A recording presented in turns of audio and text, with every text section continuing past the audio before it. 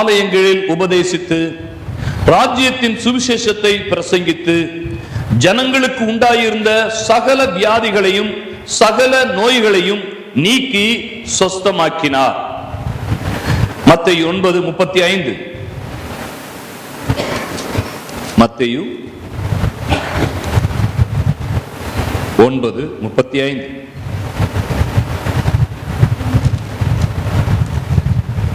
பின்பு இயேசு சகல பட்டணங்களையும் கிராமங்களையும் சுற்றி நடந்து ஜெப ஆலயங்களில் உபதேசித்து ராஜ்யத்தின் சுவிசேஷத்தை பிரசங்கித்து ஜனங்களுக்கு உண்டாயிருந்த சகல வியாதிகளையும் சகல நோய்களையும் நீக்கி அவர்களை சொஸ்தமாக்கினார்.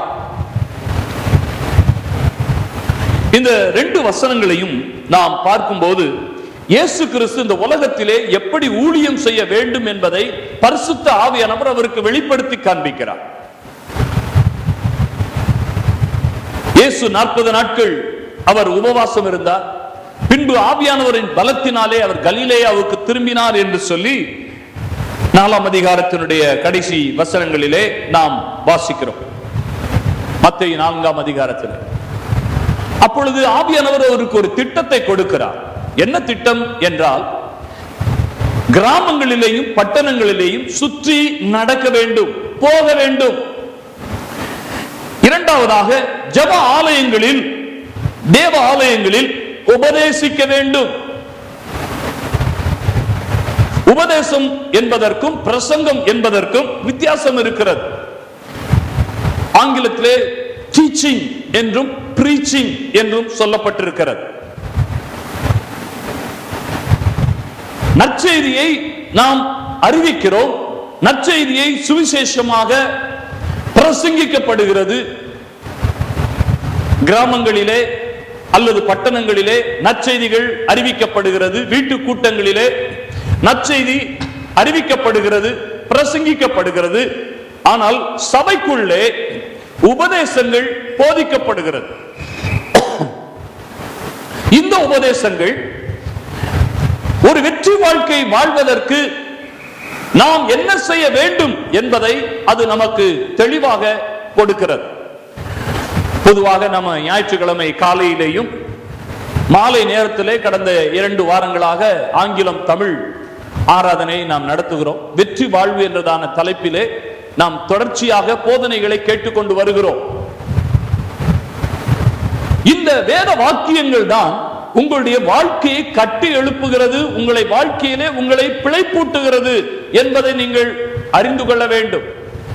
ஏனென்றால் மத்தேயு 4ஆம் அதிகாரம் 4ஆம் வசனத்திலே இயேசு சொல்லுகிறார், மனுஷன் அப்பத்தினால் மாத்திரமல்ல தேவனுடைய வாயிலிருந்து புறப்படுகிற ஒவ்வொரு வார்த்தையினாலும் பிழைப்பான் என்று எழுதியிருக்கிறதே என்று சொல்லுகிறார். விசுவாசிகளுக்கு தேவனுடைய வார்த்தை என்பது உணவை போல, சாப்பாட்டை போல. பேதுரு இன்னும் ஒரு படி முன்னாக எழுதுகிறார், குழந்தைக்கு எப்படி தாய்ப்பால் தேவையோ அதை போல தேவனுடைய வார்த்தை உங்களுக்கு ஞானப்பால் என்று சொல்லி எழுதுகிறார். குழந்தைக்கு வேற எந்த ஆகாரமும் ஒத்து வராது, அப்படித்தானே? ரொம்ப விலை உயர்ந்த பெரிய ஹோட்டல்ல, 5 ஸ்டார் ஹோட்டல்ல பிரியாணி, நல்ல பிரியாணிங்க, ரொம்ப சத்தான ஆகாரம் அப்படின்னு சொல்லி பிறந்த குழந்தைக்கு அதை நம்ம கொடுக்க முடியுமா? முடியாது. தாய்ப்பால் தான் அதற்கு எல்லா ஆகாரத்தையும் எல்லா சத்துக்களையும் குழந்தைக்கு அது ஊட்டுகிறதா இருக்கிறது. பேதுரு எழுதுகிறார், அதை போலத்தான் தேவனுடைய வார்த்தை நீ வளர்வதற்கு தேவையான வளமான வார்த்தைகளை சபையிலே அது உபதேசமாய் போதிக்கப்படுகிறது. அல்லேலூயா. இந்த மத்தேயு 4:4 அர்த்தம் என்னவென்றால், எப்படி மீன் கடலிலே தண்ணீரில் தான் வாழ முடிகிறதோ, பெரிய பெரிய திமிங்கலங்கள்லாம் இருக்குது, கப்பலையே அடிச்சு வீழ்த்துகிற திமிங்கலங்கள், ஒரு நேரத்தில் 1 டன் ஆகாரத்தை மீன்களை உட்கொள்ளுகிற உணவு உட்கொள்ளுகிற திமிங்கலங்கள், 100 டன்னுக்கும் அதிகமான எடையுள்ள திமிங்கலங்கள், பெரிய கப்பல மாதிரி இருக்கும் திமிங்கலம், அவ்வளவு பெரிய திமிங்கலங்கள், அவ்வளவு பெரிய திமிங்கலங்கள் எல்லாம் கடல்ல இருக்கிறது, ஆழ்கடலிலே. ஆனால் அந்த திமிங்கலங்களை கரைக்கு இழுத்து கொண்டு வந்து விட்டால் என்ன ஆகும்? 100 டன் எடையுள்ள அவ்வளவு பெரிய திமிங்கலம். ஆனா கரைக்கு வந்துருச்சுன்னு சொன்னா அது ஆயுசு முடிஞ்சிருச்சு, அவ்வளவுதான். அதாலே உயிர் பிழைக்க முடியாது. கர்த்தருடைய வேதம் இப்படி சொல்லுகிறது. இதை போலத்தான் உன் வாழ்க்கை. நீ தேவனுடைய வார்த்தையினாலே தான் நீ பிழைக்க முடியும் என்பதை வேதம் ஆணித்தரமாய் சொல்லுகிறது. நெஞ்ச தட்டி சொல்லுங்க, நான் தேவனுடைய வார்த்தையினால் பிழைக்கிறேன். இன்னும் 2 தடவை சத்தமா சொல்லுங்க.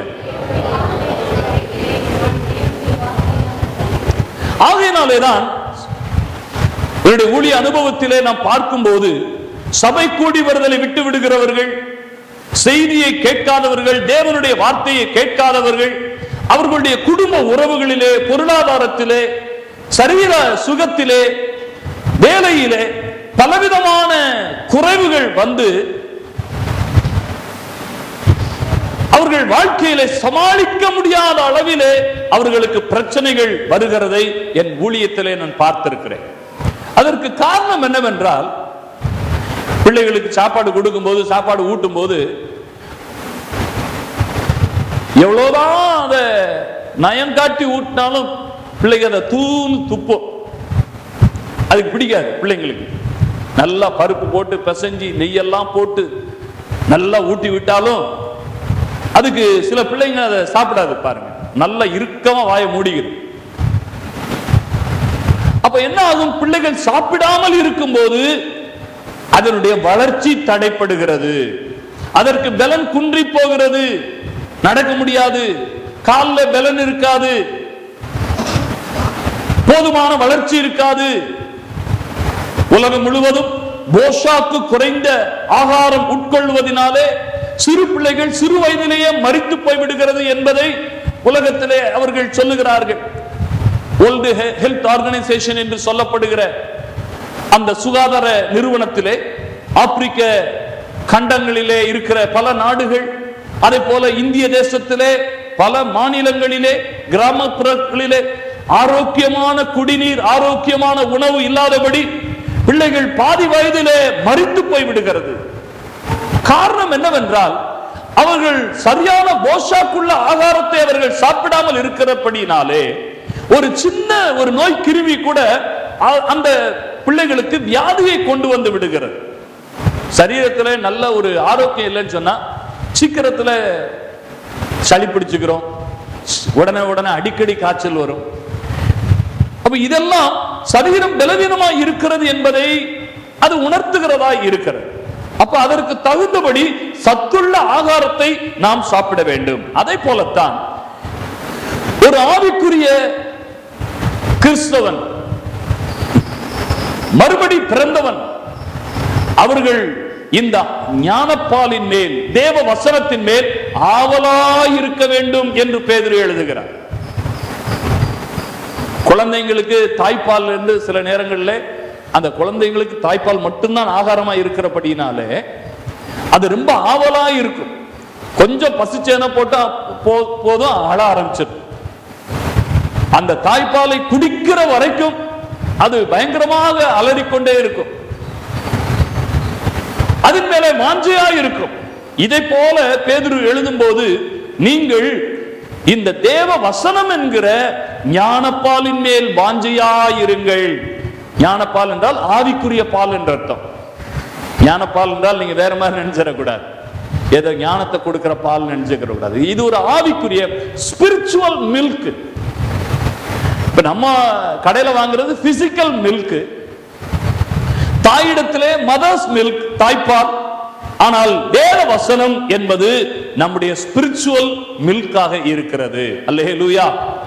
அப்ப இந்த பால் குடிக்காம அல்லது ஆகாரம் உட்கொள்ளாமல் இருக்கிற பிள்ளைகள், அவர்களுடைய வாழ்க்கையிலே ஒரு தெம்பு இருக்காது, பலன் இருக்காது, ஆரோக்கியம் இருக்காது, வளர்ச்சி இருக்காது.